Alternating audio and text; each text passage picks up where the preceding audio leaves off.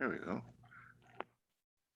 Thanks everybody for joining us. We'll get started in a little while. If you could, while you're waiting, make sure that you, it would be very helpful for us if you could update your Zoom username.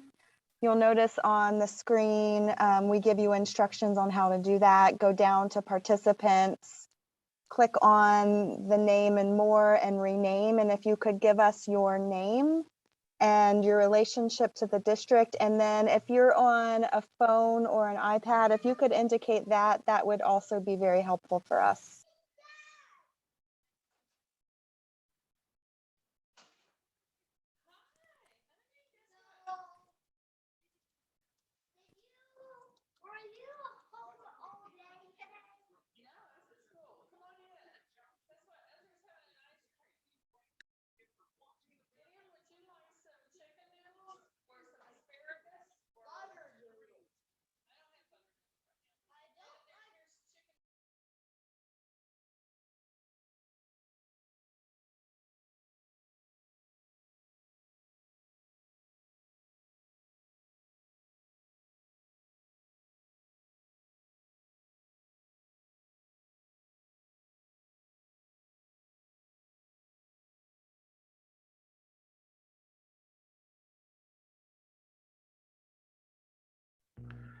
Carrie, you said to click on a name to rename.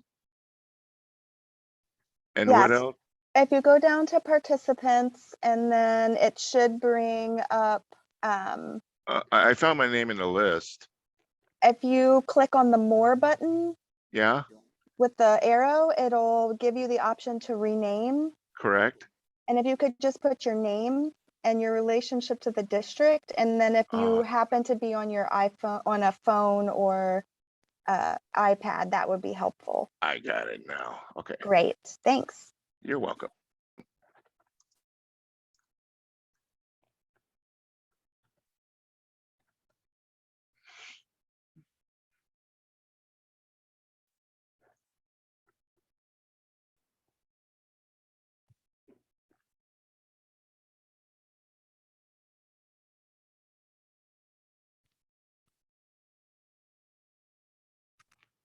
Thanks everyone for joining us tonight. While you're waiting, we'll get started in a few more minutes. If you could, it would be very helpful for us. If you could update your Zoom username. If you click on participants, then you click on your name. It should give you a drop-down menu under the more with the arrow next to it. Give you the option to rename. If you could provide your full name and then your relationship to the district. And then if you happen to be on a phone or an iPad, if you could just indicate that in this box as well, that'll help us later when we break out into Zoom rooms. Thank you.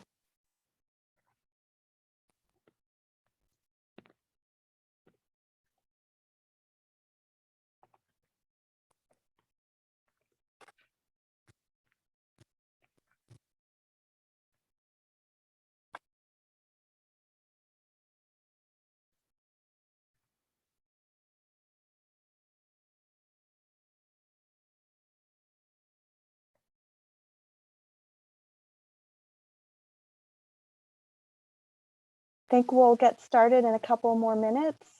Thanks to those who have joined us tonight.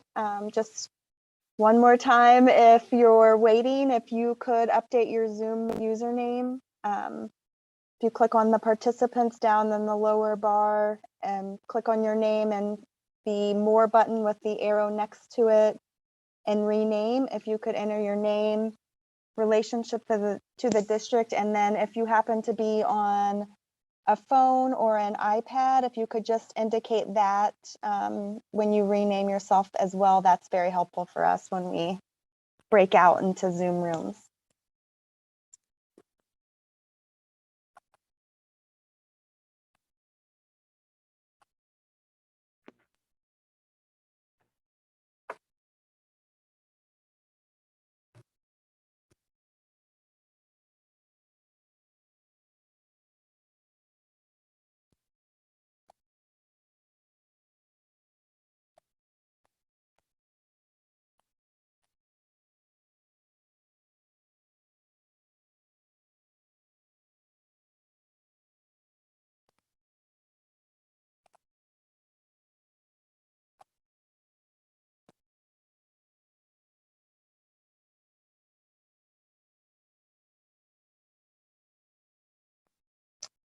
All right, Chris, do we want to go ahead and get started or wait a few minutes?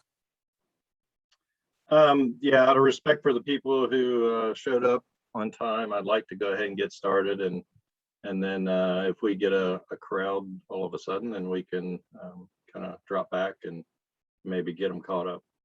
Okay, great. All right, so all right, Chris, if you want to do a little welcome and then we'll start in with the agenda. Yeah, hi everybody. Welcome this evening. For those of you who attended the last meeting, this is the second meeting. Welcome back. For those of you who it's your first meeting, welcome to the meeting. Welcome to the group. And I hope you stick with us throughout the rest of the meetings. We'll have at least 2 more, maybe 3 more meetings following this. It's a very important task that you're asked to do here in this group. We're making decisions for the district and for the community that will be still standing many years after today, probably in the next 20, 30, 40, maybe even 50 years from now. So I really appreciate you showing up and for your hard work while you're here. I know this is kind of tough to sometimes get together after work for a couple hours. But I just want you to know that I deeply appreciate what you're doing, and hopefully we can turn out a good plan that we can deliver to the board and to the community, and it's something that we can all support. Thank you. You're welcome. Thanks, Chris. Again, welcome to our second meeting. My name is Carrie Malatesta, and I'm with SHP, the architecture firm that is helping through the district through the master planning and educational visioning process. Tonight's agenda, we're going to do a quick review of some of the items that we reviewed at our first meeting. We're going to do a poll of community values. One of the activities that we did last time was a community values exercise. So we've categorized those into kind of big concepts that we want to get some input from all of you regarding. We're going to do an enrollment update. We're going to talk about the Ohio Facilities Construction Commission update. And then we had started at the last meeting, kind of towards the end of the meeting, talking about master plan options. So we're going to revisit those options that were created at our last meeting, and then discuss, are there any options that we need to also take a look at that maybe we did not get to at our last meeting. Just as a reminder, we have this web tool available, northwest.shp.com.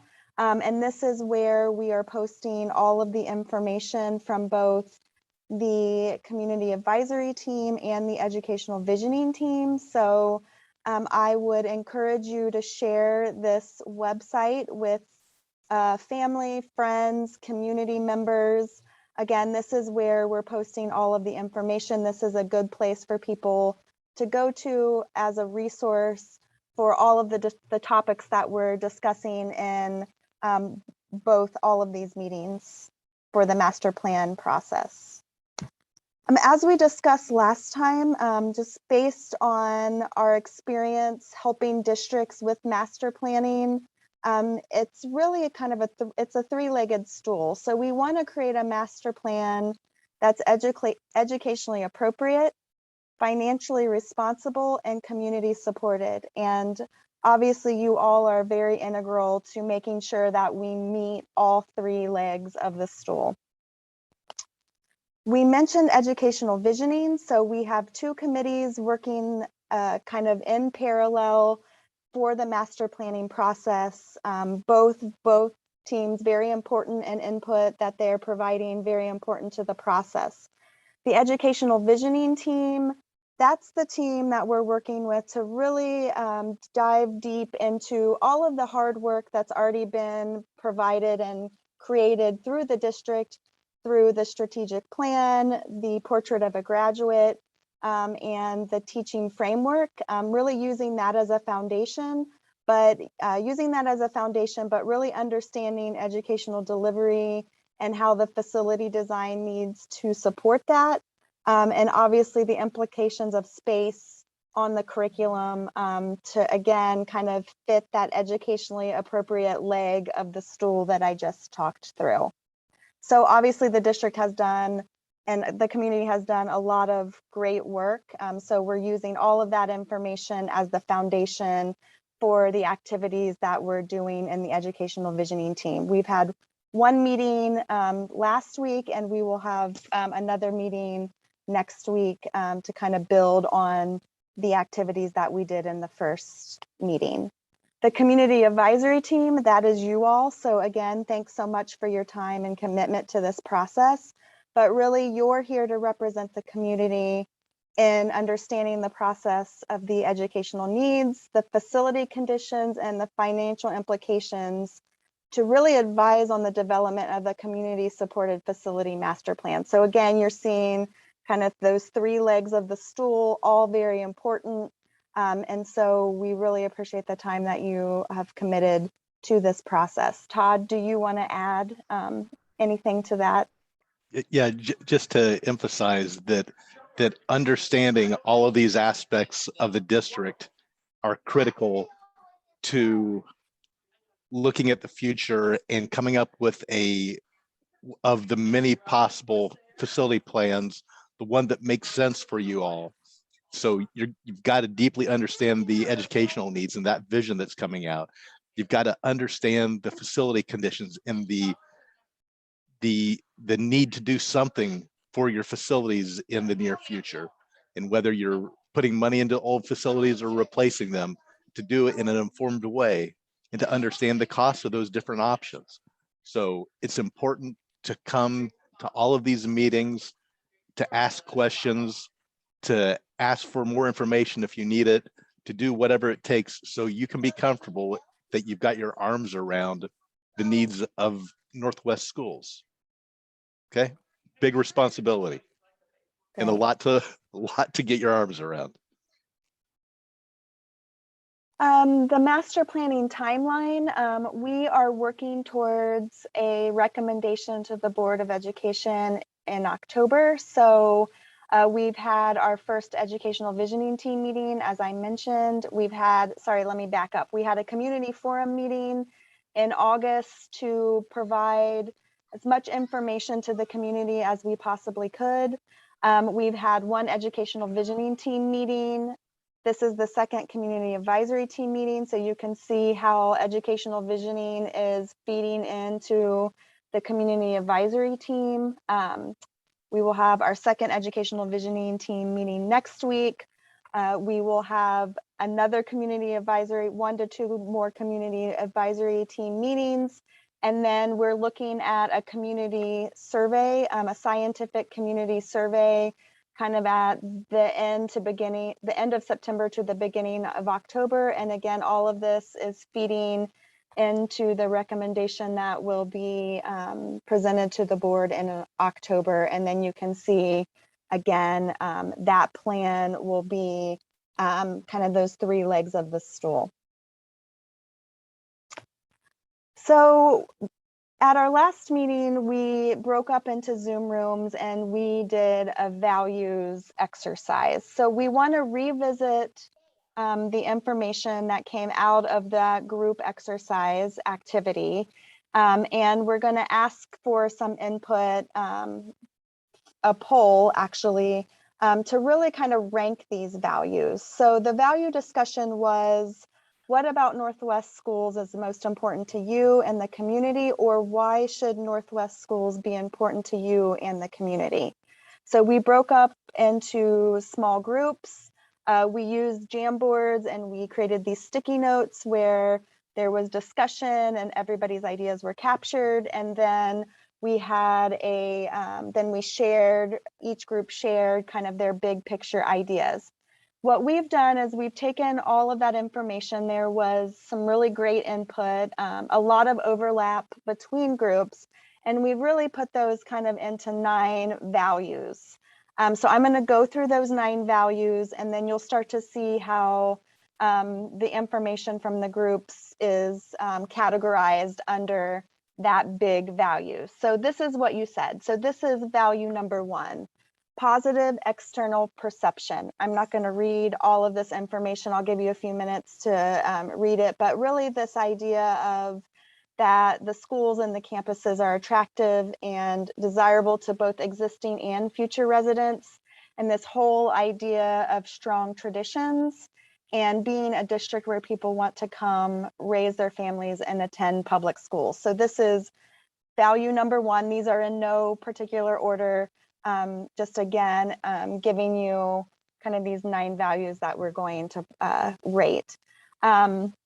This is another value that you said, instructional excellence. So really this idea of providing real life readiness for students, this idea of 21st century curriculum, developing new skills, the whole child being really important, this inclusion of all students with different needs, which also then feeds into the high value on recruiting and retaining good teachers, and this whole idea of innovation, maybe this idea of focusing on STEM initiatives and really giving the students an amazing educational opportunities in Northwest School District. The third value, exceptional student opportunities. This one gets a little bit more into kind of more detailed explanation on kind of the curriculum, this whole idea of hands-on learning experiences, giving students choice, giving opportunity for career options and college readiness. This whole idea of extracurricular options and opportunities, community service, volunteerism, and then possibly the idea of looking at some alternative approaches like Montessori or magnet programs. Additional value, excellent educational technology, the idea of really integrating technology and the use of innovative options for students, and allowing the technology to really become a tool for improved educational experiences. This big idea of equity, equal educational access. A lot of these values are very similar to a lot of the big ideas that are coming out of the strategic plan and the portrait of a graduate, but really creating a learning platform with diverse staff that can really meet the needs of parents and students. This whole idea of meeting the needs emotionally, mentally, and physically, and that really this kind of more individualized, focused attention to each student's individual needs. Great learning environments, this idea that, you know, this is an opportunity to really create welcoming learning environments. This whole idea of safety, obviously that's very important in school design, building access, and then creating attractive and desirable learning environments. So really creating spaces that students and staff want to come and learn in. Great educational outcomes, this whole idea of lifelong learning, future leaders, develop students socially and emotionally, and creating productive, financially stable, responsible citizens. Community pride, I think this obviously was a very popular one that we saw a lot of overlap between groups. So this whole idea of, you know, this is an opportunity to really create some community pride, community unity, thinking about this idea of strong schools that retain families and graduates in the community, using these facilities to really create relationships and bring new families to the communities. Reputation, really important, parent involvement, again, this whole idea of strong traditions and the pride in the schools and the community, and then quality education and school recognition in the community, really, you know, becoming a place that becomes an exemplar example of community pride. Financially responsible, obviously this ties into kind of one of the legs of the stool, that it's really important. A lot of discussion about how whatever we decide with the master plan, that we really need to make sure that the district remains affordable for families and getting value for your money. And then that really using these facilities as an opportunity to improve property values and maintain a quality school district. Obviously, this all ties into the educational facilities and how that ties to the success of the community as a whole.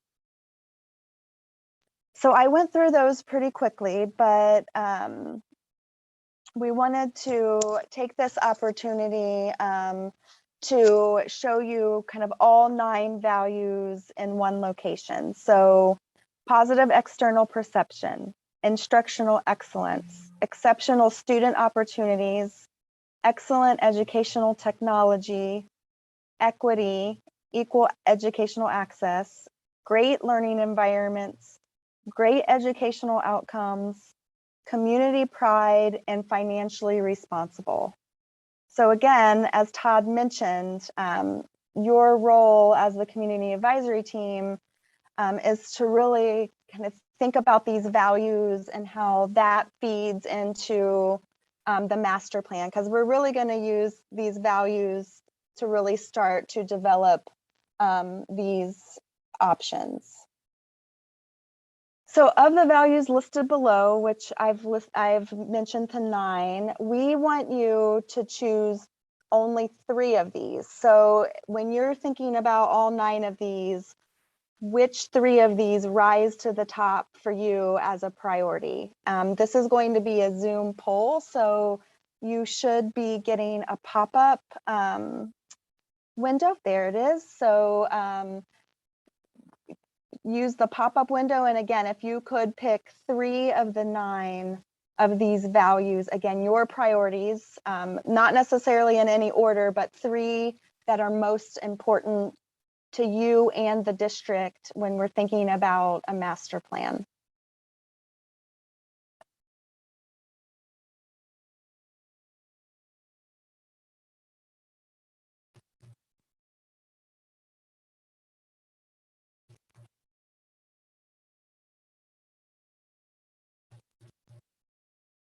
So we'll give you a few minutes to think about those.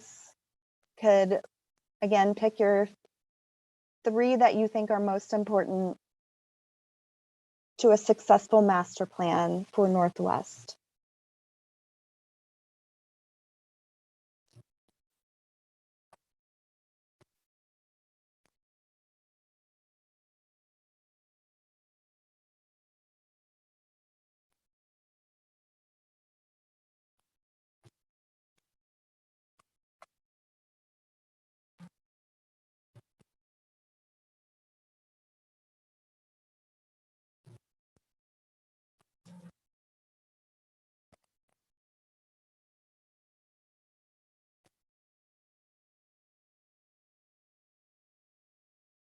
All right, so if you could just show me by a thumbs up, you've got your 3 entered.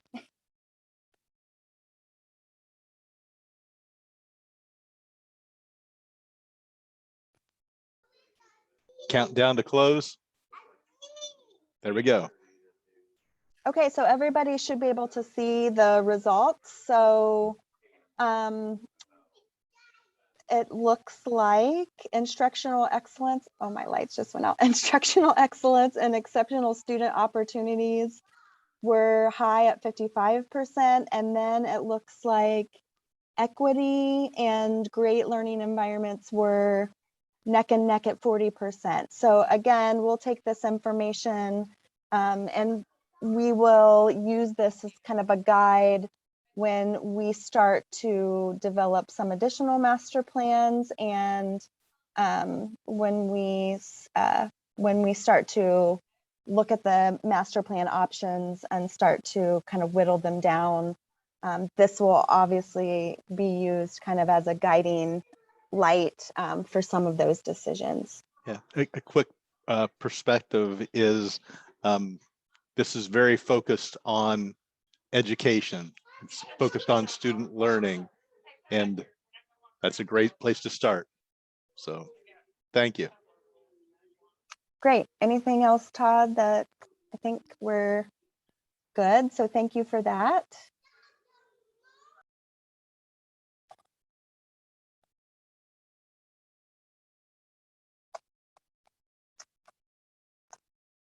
My lights went off and now I'm not advancing.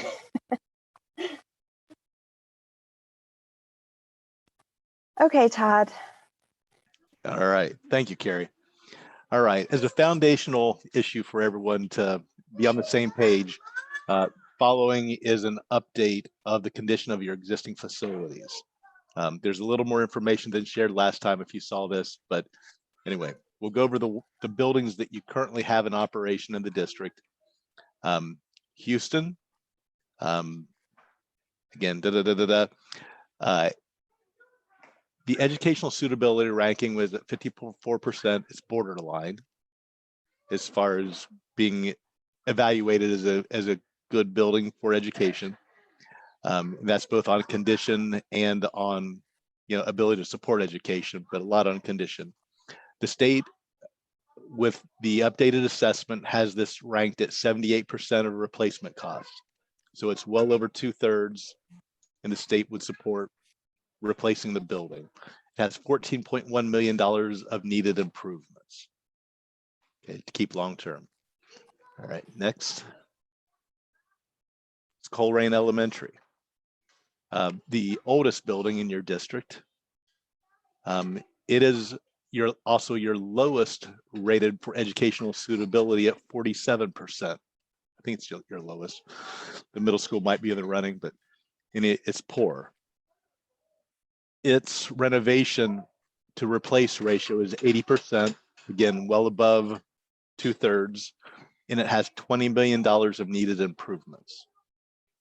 So if you're keeping the building long-term, you've got to put a lot of money into it to keep it warm, safe, dry, and educationally appropriate. Okay, Montfort Heights, built in '99, a relatively new building, but it is actually at 44% of replacement.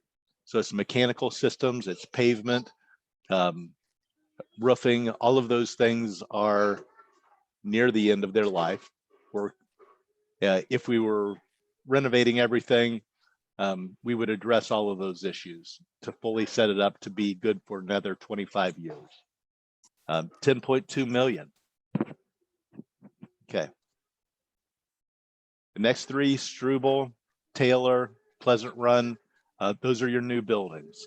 They're essentially like new, and they have great educational suitability and very little needed at this point.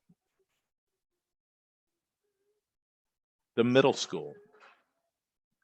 This building actually, because the elementary was built next door, you redid a lot of the site, and you also redid the mechanical system in here. So it is just below 2/3 replacement. So this building is what I would call on the borderline. If it's a building that you want to keep in your master plan, you certainly have the option of keeping it. If it's a building you want to replace as part of your master plan, we can work with the state and identify additional needs by going through in much greater detail and very likely get it to 2/3 to qualify for replacement if the district and the community wants that. 16.3 is the current cost for renovating.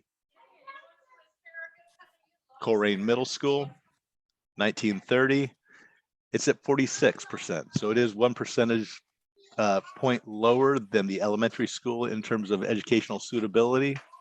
It's at 70% of replacement, so it qualifies above 2/3.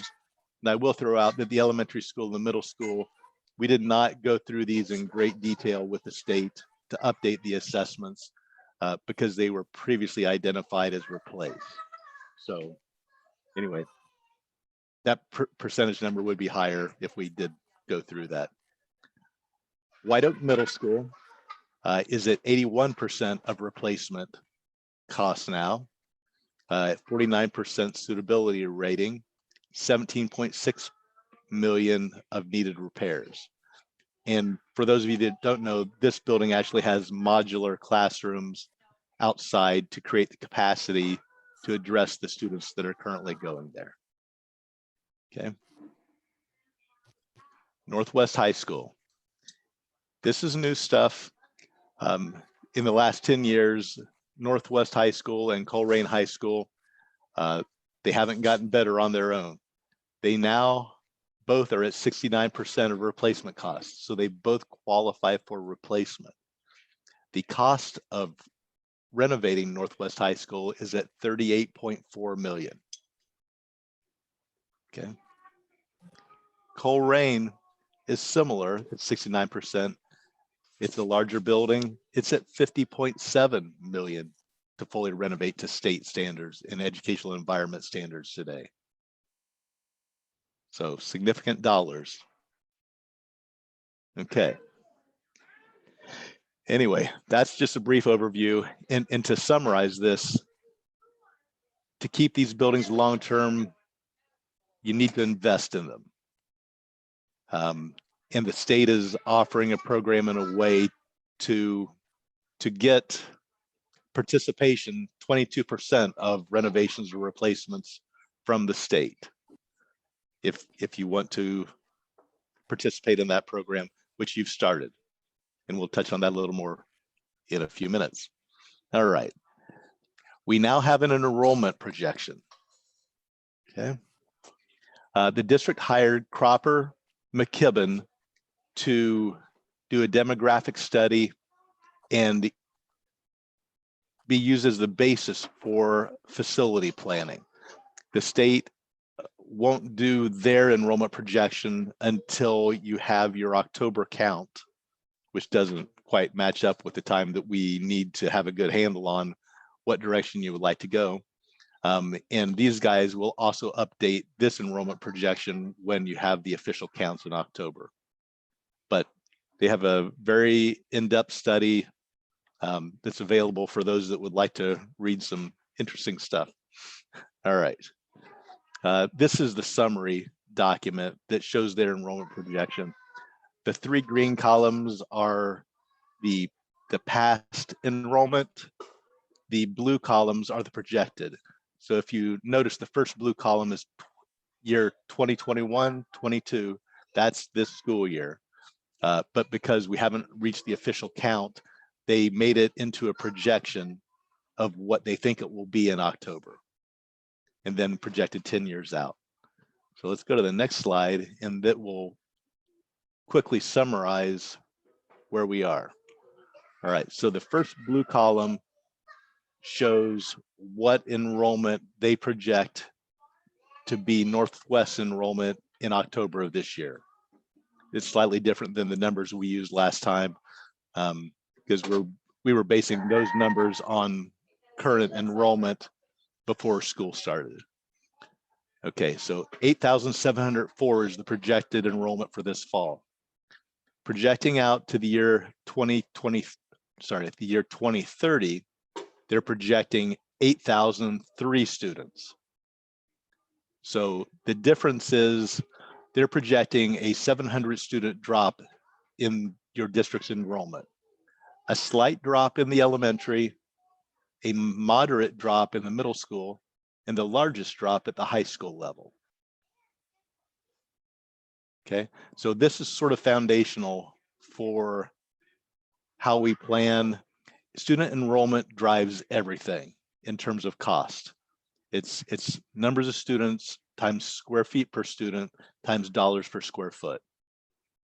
So on the good side is fewer students means a more economical solution or master plan. Any questions on that? All right, so these are the numbers that we we will use going forward in all the iterations that we look at, and the numbers that we will use to apply to existing buildings to understand how they fit or where there's excess space. And excess space means you're spending money on something that you're not necessarily getting value for. And in reality, the state won't credit you what you spend toward their share if it's space beyond what they calculate you need. So this is our best shot right now of coming up with that enrollment that we think will be close to what the state comes up with in October. Okay.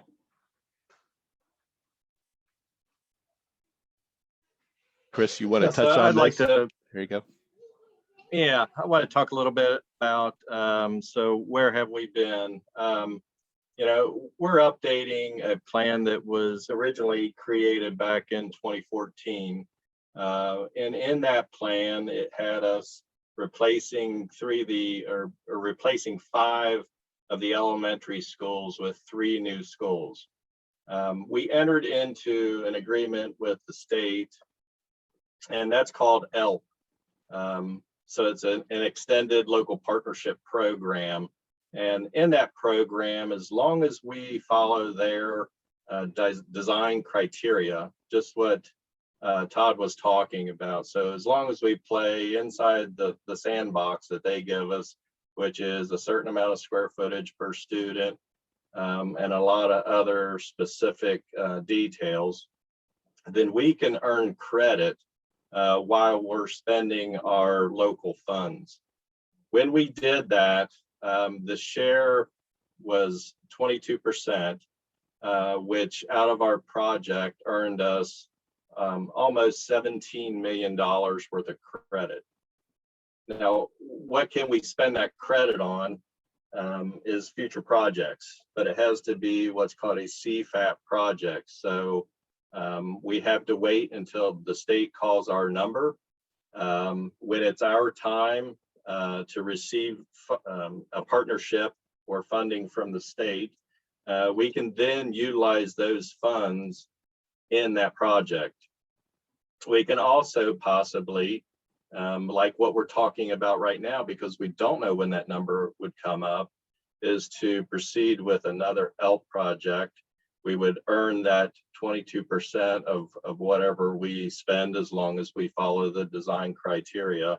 And again, when our CFAP number comes up, we can utilize those funds to either continue more projects or to pay down debt. So how does this impact our next phase? Right now, we're looking at, we're trying to come up with the plan, and that's what you're working on with us tonight. That's what our educational visioning team is working with us on. And once we develop that plan and learn what the next phases are, then we can also, towards the end of this process, we'll be looking at all those costs associated with all the design concepts that we come up with from these meetings. Then we can also come up with that financial plan to work with those design concepts and any other necessary levy or any other funding methods that we may need to look at.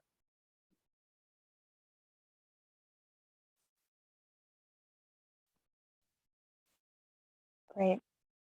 Todd, it looked like we got a question. What are the driving assumptions behind the drop in enrollment? We're happy to share that document with whoever would like to read it. There's a lot in it, but I'll throw out that what I recall from the executive summary of it, a lot of it has to do with a general demographic in the United States that has to do with people living longer and aging longer in their houses. So there are fewer students per house now than there were 30 years ago, let's say. And the other portion of that is a lower birth rate per household that do have kids also.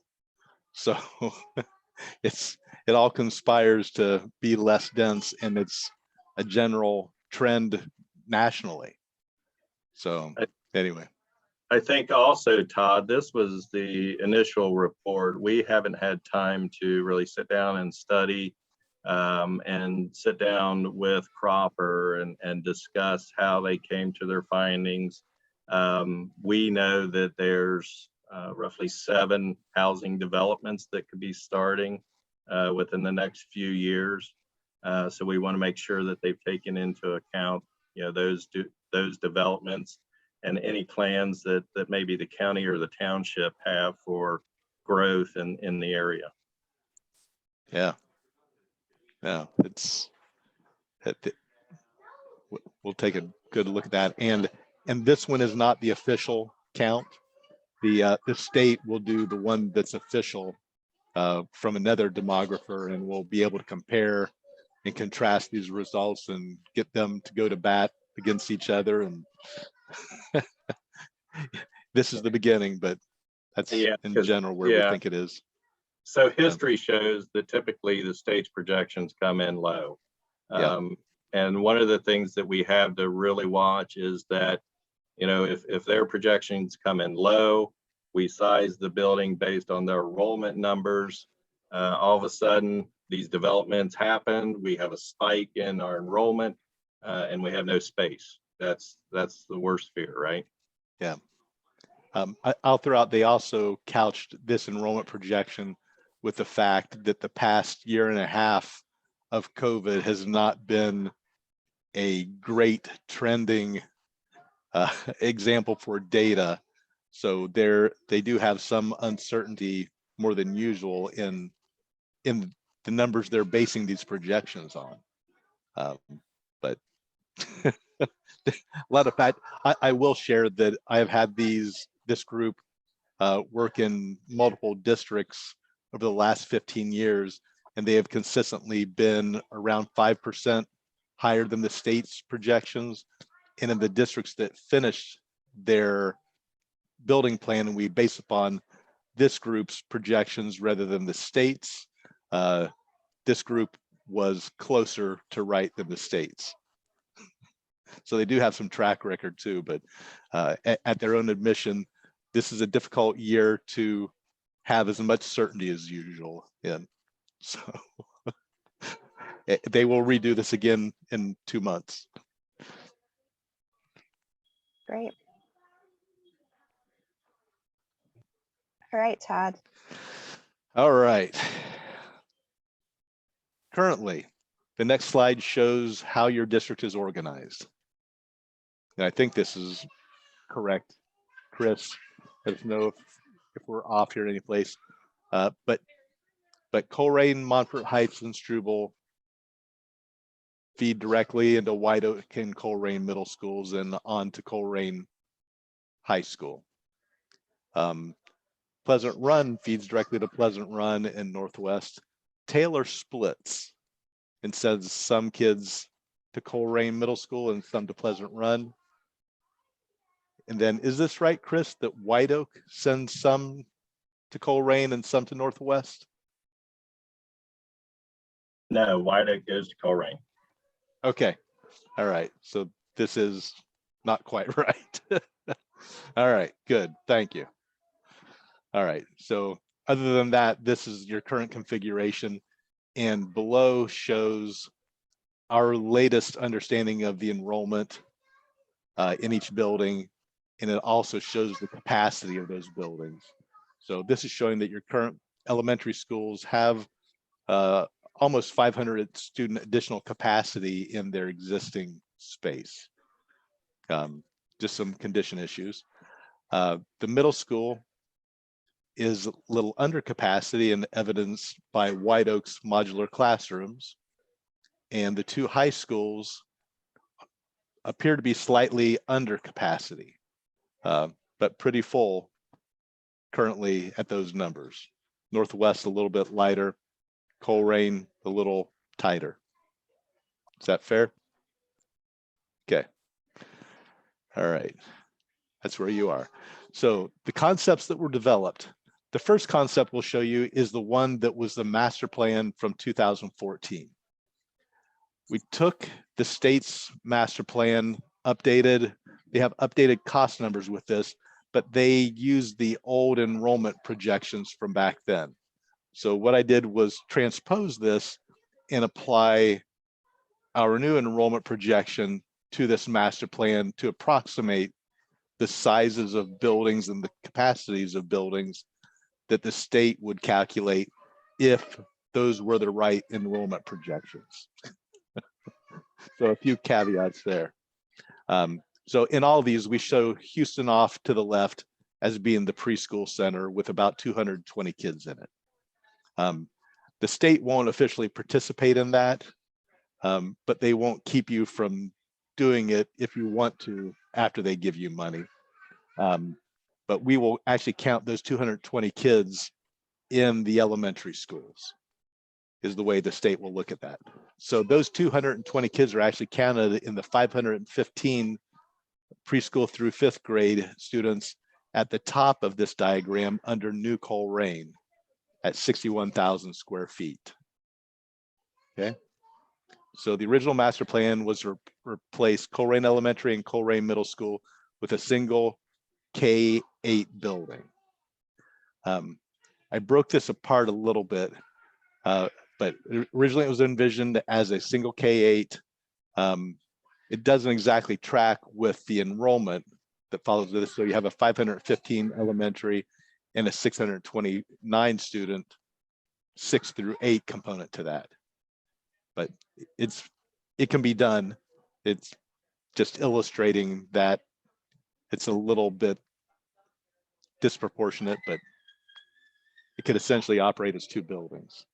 This shows renovation of White Oak and renovation of Pleasant Run Middle School. It also shows renovation of Colerain High School and renovation of Northwest High School.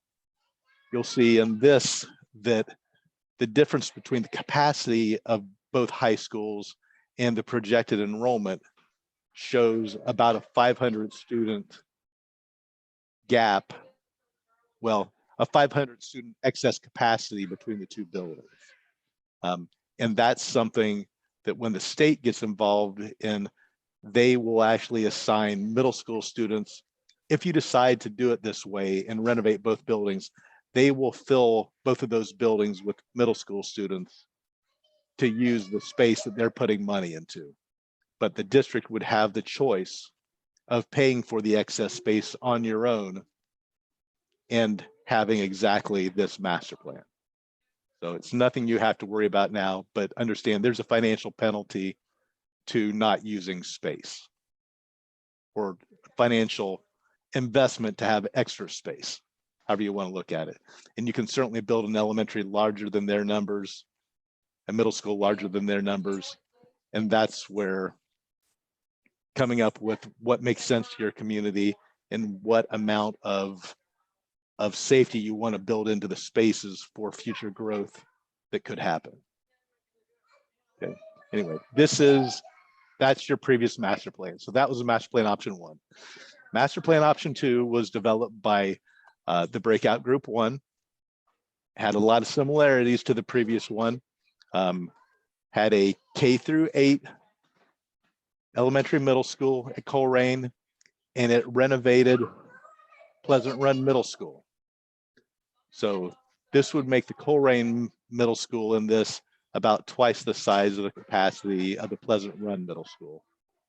And this option proposed 1 combined new high school, a large high school at 356,000 square feet.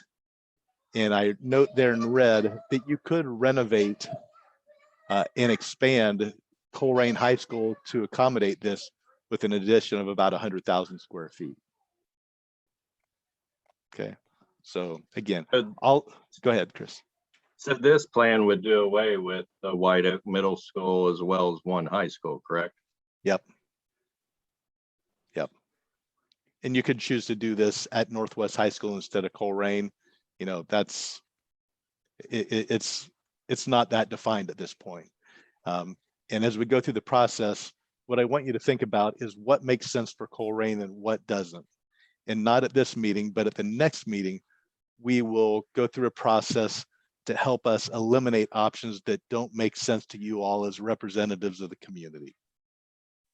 Okay, big responsibility. Okay, option number 3.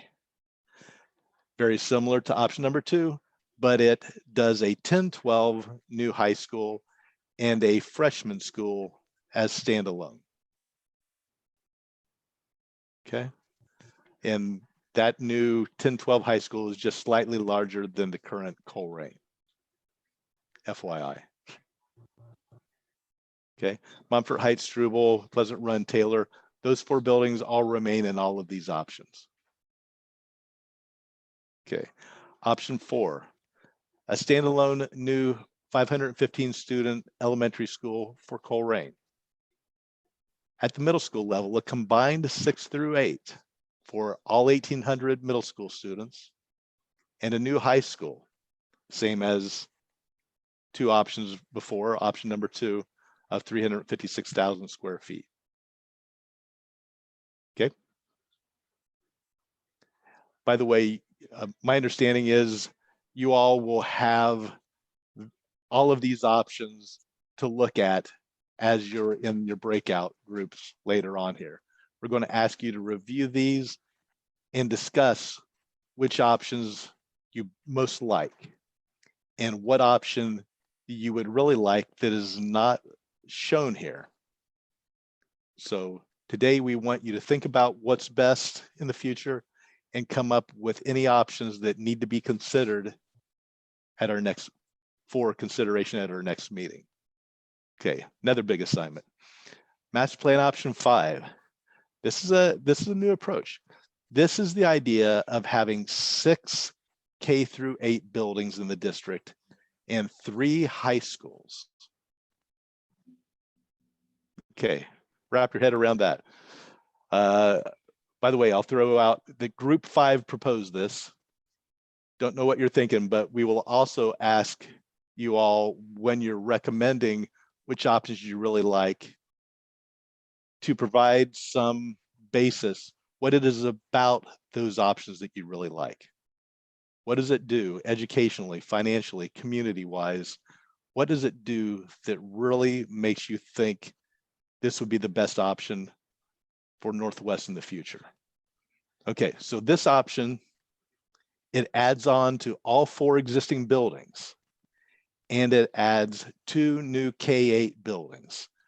So you're creating 6 buildings of approximately 120,000 square feet with capacity of 950 students. K-8. All kids stay together all the way through until they get to high school.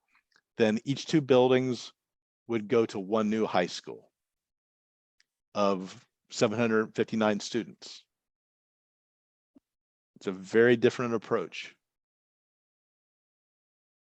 Okay, consider that. Option 6, 5 K-6 buildings.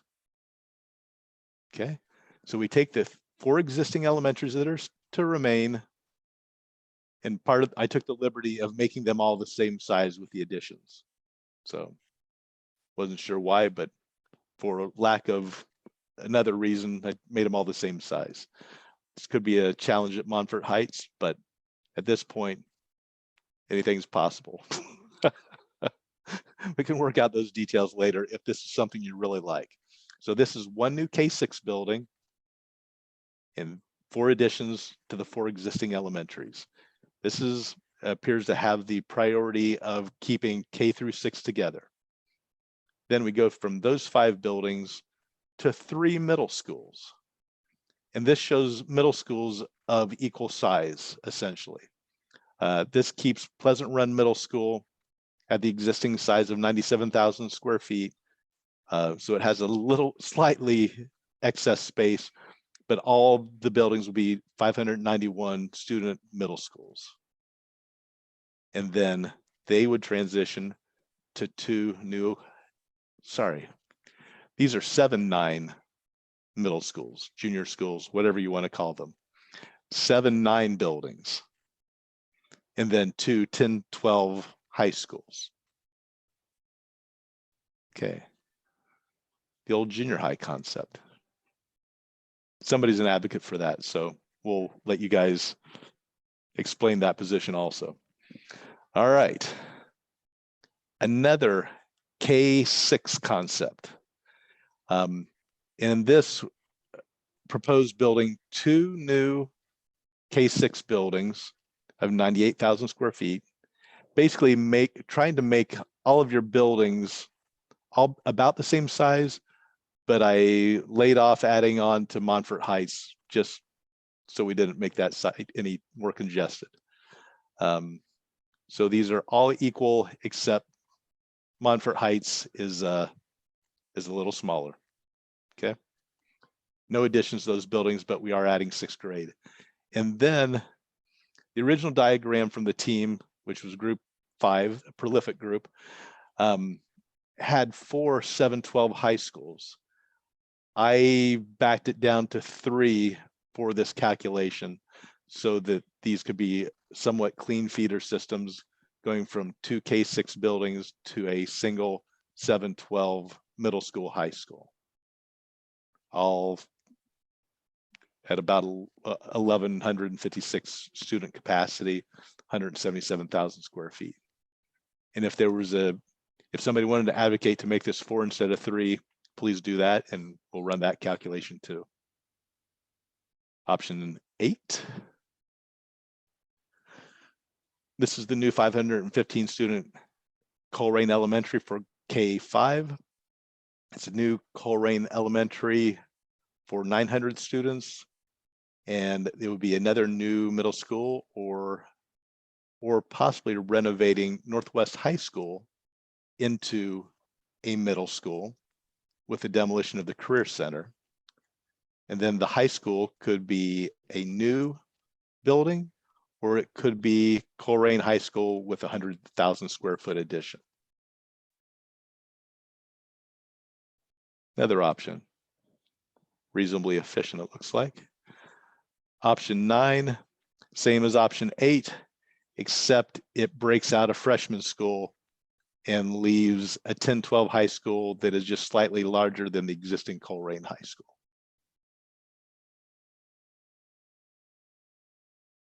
Okay.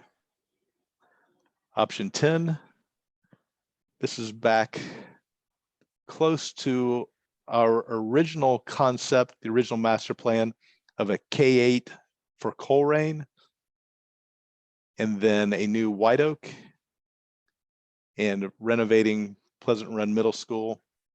And that puts all the middle schools in the neighborhood of 600 students. And then this is the 10-12 combined high school, whether renovation and add or all new. Okay, and yet there's another. This one, all right. This one combines Coleraine Elementary and Montfort Heights Elementary, which means that we have to do it at the Montfort Heights site. So this would make 1,200 students at that site and add 48,000 square feet to that existing building. And looking at the site, I can see how I can do it. I'm not sure how I can get your traffic on the site, but it's something that if this is of great interest, we can study. All right, 2 middle schools, 1 high school.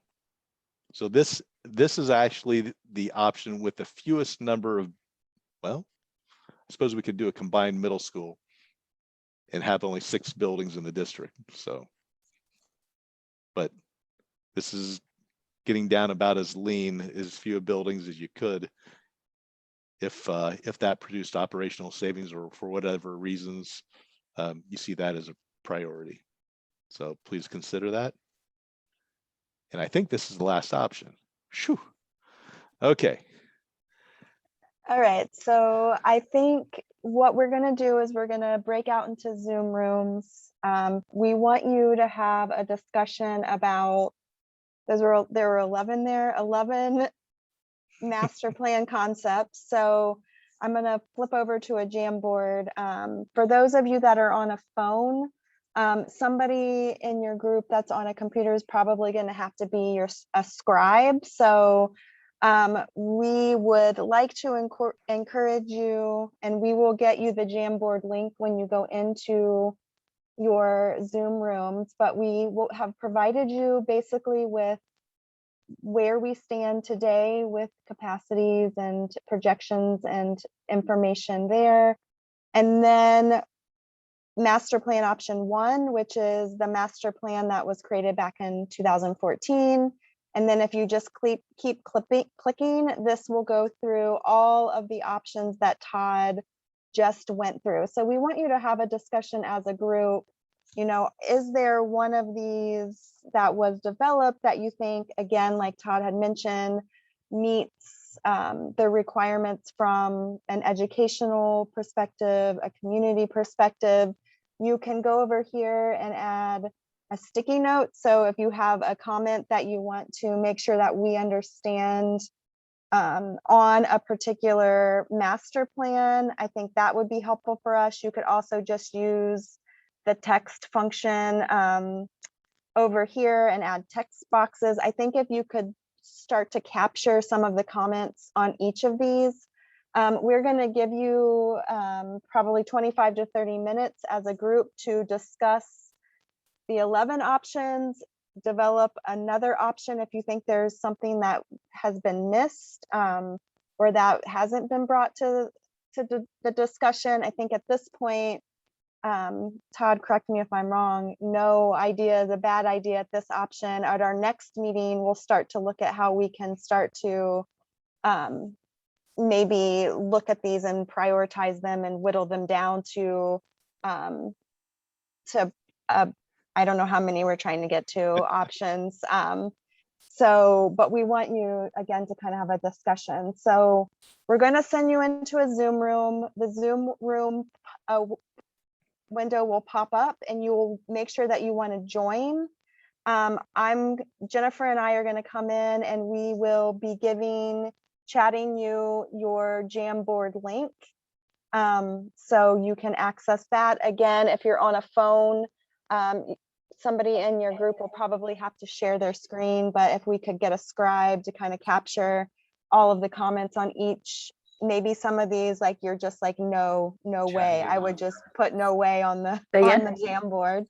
And again, if there's any ones that we're missing, if you go all the way to page 13, this is where you can add options that we have maybe not talked about or explored at this point. Yeah, and just to reinforce that, there are no bad ideas tonight. Tonight, we're still collecting any and all suggestions. Next meeting, we're going to identify bad ideas, okay? We will get to come to consensus on what is a bad idea and what stays. But tonight, anything goes. Any questions before you disappear? Good. We'll pop in and out if you have questions or need some assistance.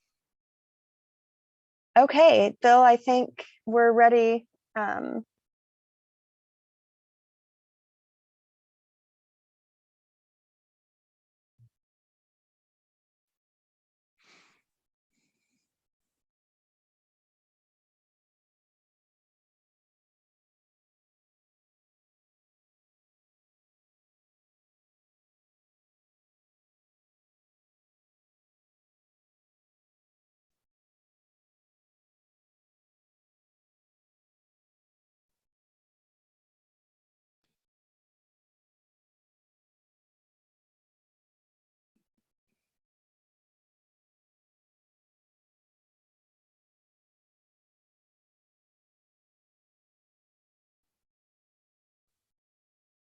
Forty seconds in closing.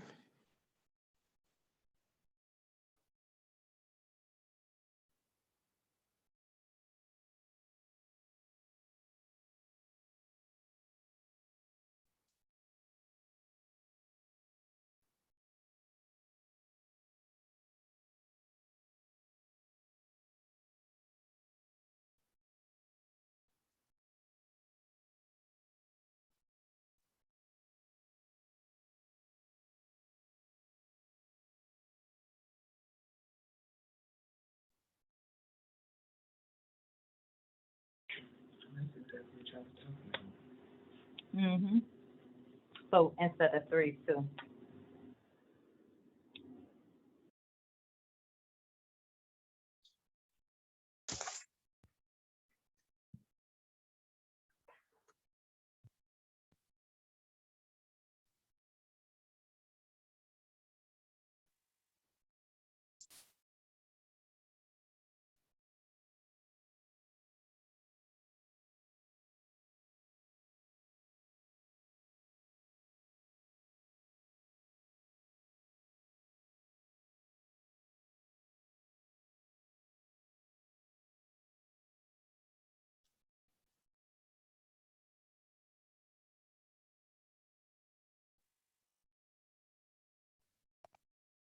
Looks like everyone is back, maybe?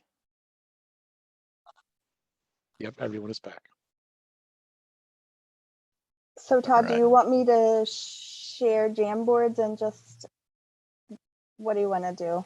Yeah, yeah, if everybody did a Jamboard, yeah, let's work it through groups 1 through 4 and share what you've got there, and groups will ask you to, or representative of your group, to step up and share your thoughts.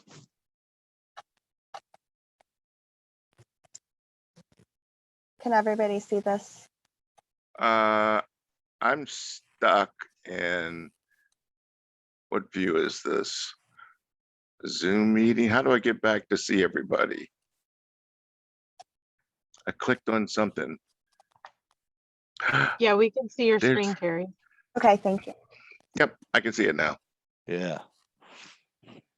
So talk to us about some of the discussions that you had regarding the 11 options, and if you had any new thoughts or ideas that maybe aren't represented currently.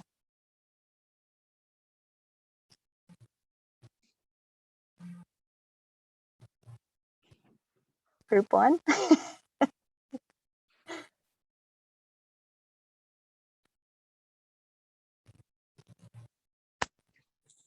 Isaac, you're on mute, Isaac, if you.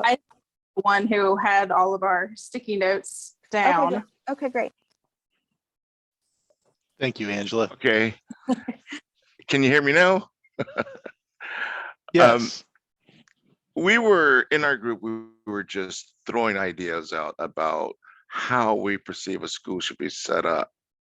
And some of the ideas were, if we had a building with K through 6 in it, then another building with 7 through 9 in it, and then a building with 10 through 12s in it. Because our thought was, the 6th graders seem to be a little bit out of place in the middle school, so we pushed them back into an elementary school building. The 9th graders, it seems to be completely out of place in a high school building, and they need to be pushed back so we can get them in, in order again, per se. Because what the thought was, when a child enters elementary school, they're working to make it to the 6th grade so they can graduate to the middle school. Then you go to middle school, you start at the bottom in the 7th grade, and you're working, being groomed to graduate to the high school. And in 9th grade, you're at the top of that. So you should be well groomed by the time you hit the 9th grade, and all corners polished and everything. And you move that person from the graduation from the 9th grade to the 10th grade, and they're in high school, and they should be able to go through high school and be really successful. Another suggestion was to have K through 6 in an elementary school, 7th and 8th in a middle school, 9th grade in a separate building by themselves. And then you have 10th, 11th, and 12th in a building by themselves. But 9th grade would mean you couldn't have one 9th grade building and 2 high school buildings. If you had 2 high school buildings, you need 2 ninth grade buildings. So that had to go in that order, okay? Or if you had 1 ninth grade building, you'd have 1 combined high school building, on the northwest side and the Coleraine side. And the other one was, I was in the middle of typing it and everything went black. Let's see, K through 5, got that. K through 6, 1 combined, yep. That was pretty much it. Just throwing those ideas out there. And we don't know the head count of students in the district, where they live in the district, which would determine how many buildings you would have. But just throwing things out on the floor just to say how we think, how we perceive the building should be set up. Did I get everything right, guys? Anybody? Isaac, I thought you did good. I think the only other thing that someone mentioned was the idea of doing K to 6 for elementary, doing 7, 8 for middle school. And then instead of doing 2 high schools, maybe doing 1 9, 10 building and 1 11, 12 building that were on the same grounds. That was it. That was the last one I was writing, and everything just quit. Yes. Say that one more time, Angela, just so I can capture that idea. That was the idea, that you would have the K6 for elementary, 7, 8 for middle school. And then instead of having 2 high schools like that were the same grade range, you'd have 1 school that was 9, 10 and 1 school that was 11, 12, but they would be on the same property so that they're all feeling like they're in that higher echelon of the system and can combine for some things, but can reduce a lot of intimidation between younger students and much older students, and can also hit some developmental needs that are specific to those age ranges. Good. So that would be a new, we can put that graphically, but that would be a new option that we'll capture. We make sure we capture. Yeah. Correct. Great. Good. Anything else? All right, group 2. Let me bring up your Jamboard.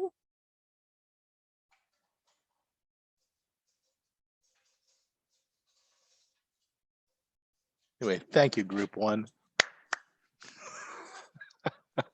Okay, You're who welcome. wants to talk for group 2? This is a clear no.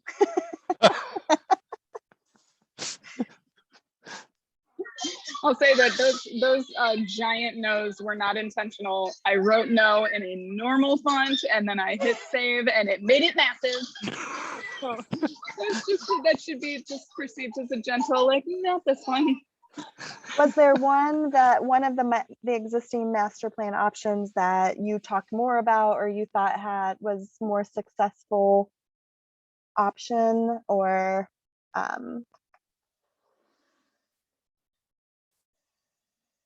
think that our group spent a bit of time, I think, talking through the idea of having the benefits or the arguments for or against having multiple schools, or combining those into single schools and sort of rebuilding those as single schools. And I think in the end, I think that overall, we kind of talked about what we overall think instead of going through each of those designs. But overall, we talked about the desire for having at least 2 middle schools and for keeping the high school separate, so that the students have the most opportunity for participation in extracurricular activities and things like that. And also having, with the idea that having those 2 separate schools might give them a little bit more attention from the teachers or the staff and whatever. We also talked about how a single school for middle school or for high school could cause some transportation issues. And yeah, with sidewalks and students walking to school and how busing would work, because that was kind of brought up in the last meeting. And I think the last thing that we touched on as a group was, it just left my brain. There was one other thing that we talked about. Can't remember it anymore. If anybody else can think of one other thing that we talked about. The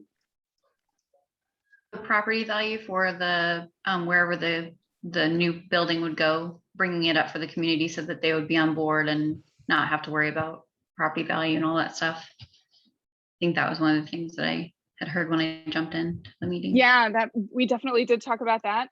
The one other thing it came back to me was, oh gosh, what is wrong with my brain tonight? It was there for a second.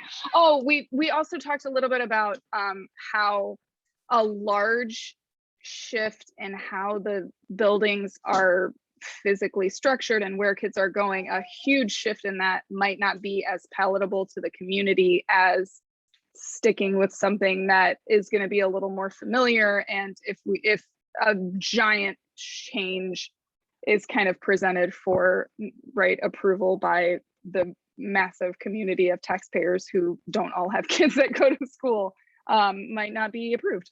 So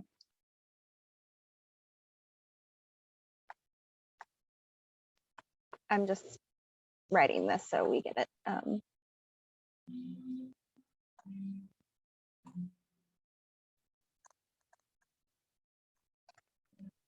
That's good.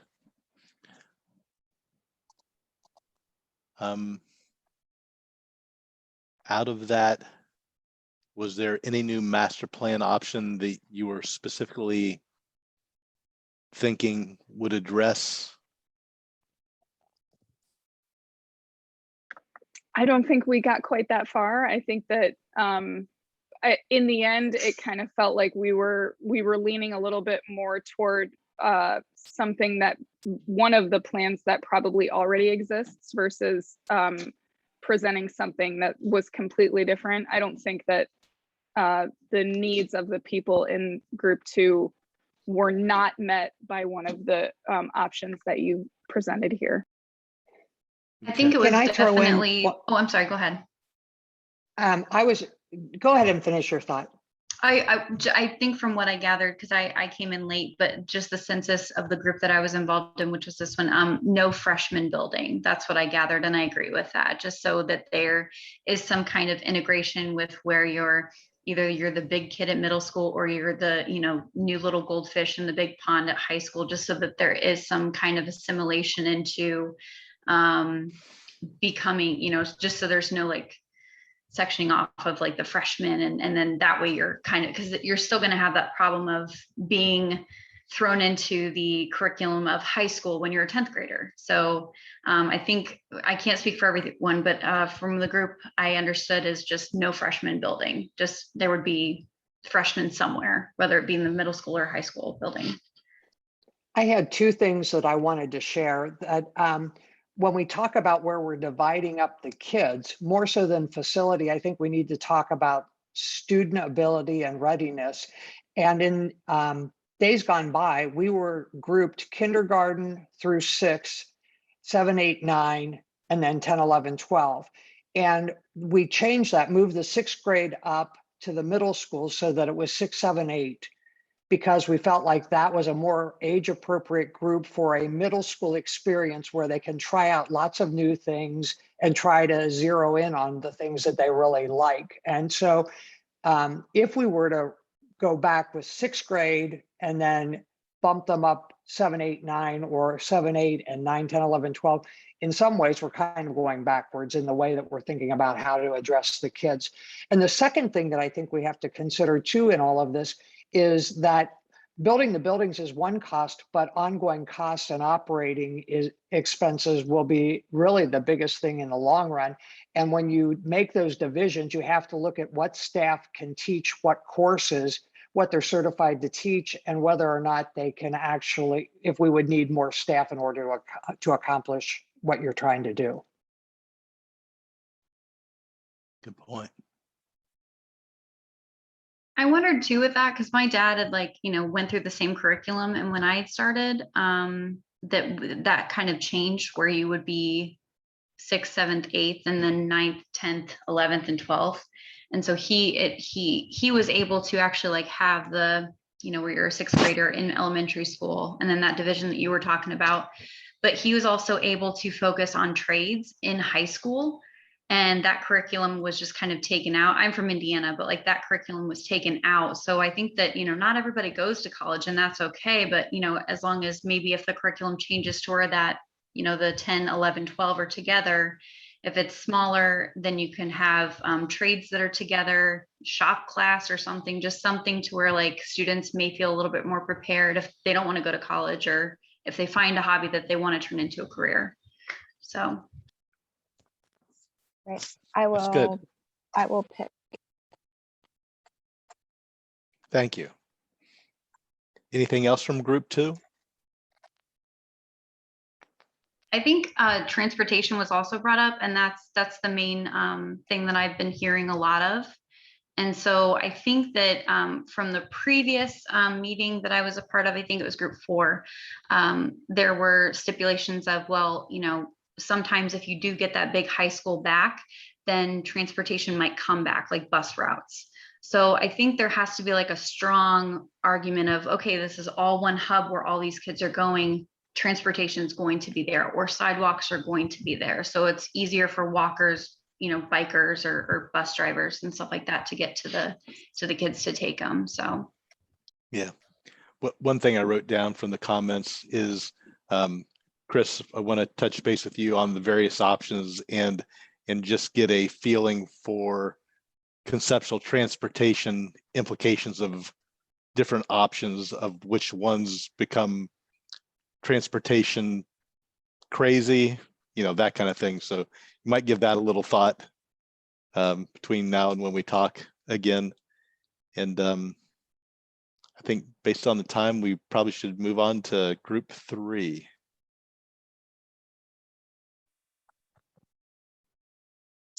Okay. For group 3, we didn't really have time to create Post-it notes, but our consensus in the group was very much like group 1, and that Isaac was writing with his notes. So K through 6 for the elementaries is what we would like to see. 2 middle schools, 7 through 9, and high school, and 1 high school.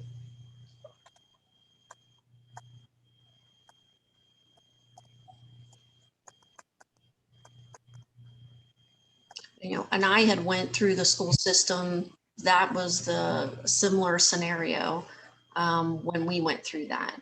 And, I'm actively involved with the schools, and, there is a different maturity level with 6th graders across the board. So putting them in the middle school, versus the elementary may not be a bad thing. And then 7 through 9, because also, with high school, if it gets to be too large, then you're dealing with some other pitfalls that you have to try to avoid so people don't feel excluded and things like that. So having 1 high school also gives you community unity. A lot of times, especially with sports and other extracurricular activities, 1 school feels like the stepchild, if you will, in the community versus, the other school. So, and then you also have kind of a unified front, the community is participating together in events and things like that. So it's very important that we demonstrate that across the board. Just a perspective question. Do you think the community is ready to consider a combined high school? I think so. Okay. I think so. I think you have to, look at the logistics of it. Does it make sense? I think you also have to look at, with your middle schools, they're really underserved in terms of their facilities. And, could you essentially take one high school, create that high school, whether it's Coleraine or Northwest, and then the other high school becomes the combined middle school. It has a much superior outlying facilities that they could utilize. So you have to look at all of those. We're a large township, so logistics certainly play a role in that, but getting kids back and forth. But I think so. Okay. That's great. All right. Well, thank you, group 3. Group 4, ready?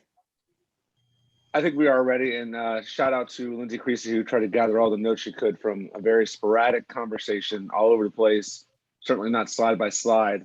So I'm going to tell you across the board some things that we spoke about, although you may not see them slide by slide along the way. First off, we felt like it would be unreasonable to go beyond 2 high schools as our current model stands, to put 3 or 4 or et cetera.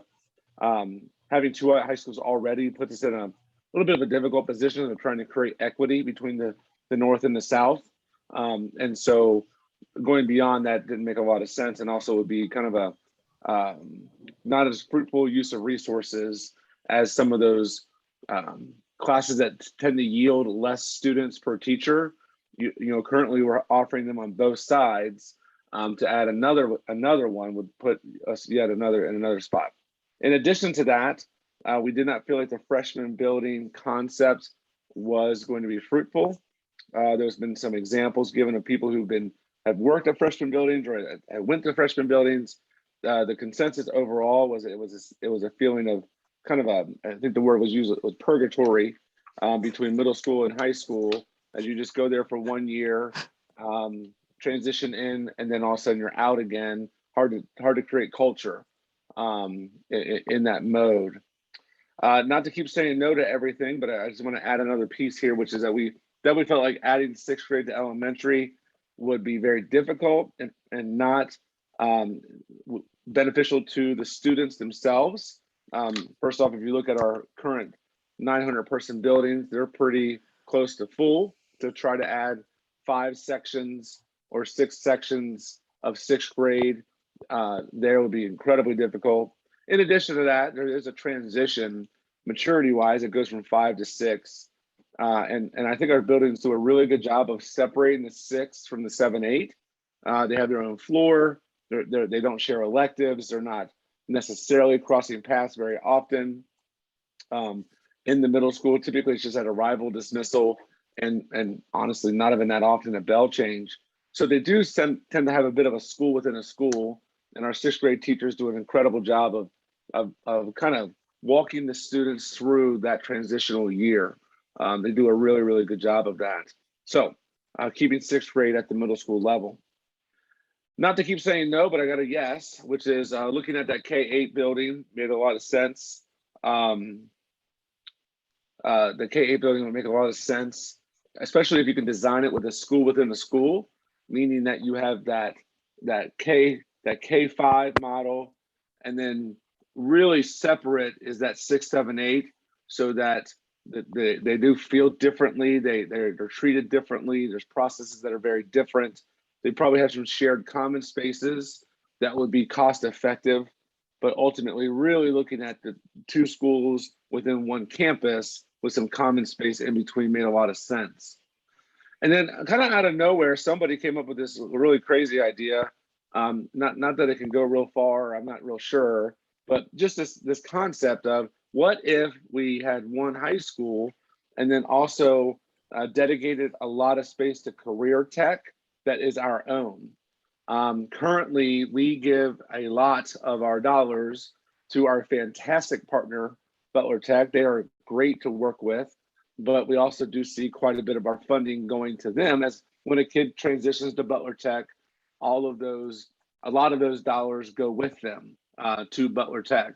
And so in addition to that, the state of Ohio has really put a career tech pathway in front of everyone, and they're putting essentially their money where their mouth is, and a lot of the funding from the state is kind of disproportionate towards career tech. And so we could really take advantage of that opportunity to really access those dollars that Butler Tech and the Great Oaks, they're getting those dollars and kind of do it ourselves. One of the things that people on the stream may not know is that it's kind of difficult to have two different staffs on the same campus at Corning High School and Northwest, as a lot of the teachers there do report to Butler Tech, not necessarily to Northwest Local, but yet we share that space, we share that culture together. In addition to that, we think we could probably get more kids to pursue career tech if they didn't have a 40-minute bus ride. Nothing wrong with the 40-minute bus ride necessarily, it's worth it. Butler Tech's incredible, but it's a 40-minute bus ride. And some of the kids that would pursue it otherwise might do so if it was on our own campus. To have a sense of ownership of that. And this goes back some years, back to the point where we used to own our own 2 career tech centers, and then we made the transition to Butler Tech. In that time period, the state of Ohio also readjusted their funding models in a lot of ways. And so we've seen a lot of career tech dollars going to them, and we'd like to take advantage of those. Not that that can come to fruition, but it's just an idea that you'll see on that last slide in our Padlet there. And it's 8:01, so that's the end of our ideas. Thanks, everybody. Justin, just to clarify, you were saying 1 high school and 1 career tech facility, not more career tech space, and we have that on our sticky note. Okay. Yep. Thank you, Brenda. Thanks. Very good. Thank you, Dustin and Brenda. Team 4, 3, 2, and 1. What else would we like to cover tonight, now that it is after 8 o'clock? I think that's what we needed from you all. Chris, if you'd like to do a quick wrap up. Yeah, I just want to really thank everyone for their participation tonight. And I'm going to beg you all to return in 2 weeks so that we can carry on with the information that we've put together now from meetings 1 and 2. It's just so important that we keep this team together, keep the same people, and keep this thought pattern moving forward so that we can get the information that we need in the end. If you have any questions before the next meeting, feel free to contact me, Chris McKee. You can email me your questions. If I don't know the answers, I'll get the answers for you. But again, I just want to thank you for your time. I don't want to keep you here any longer. And just please, please, please return in 2 weeks so that we can keep moving forward. Thank you all. Have a great evening.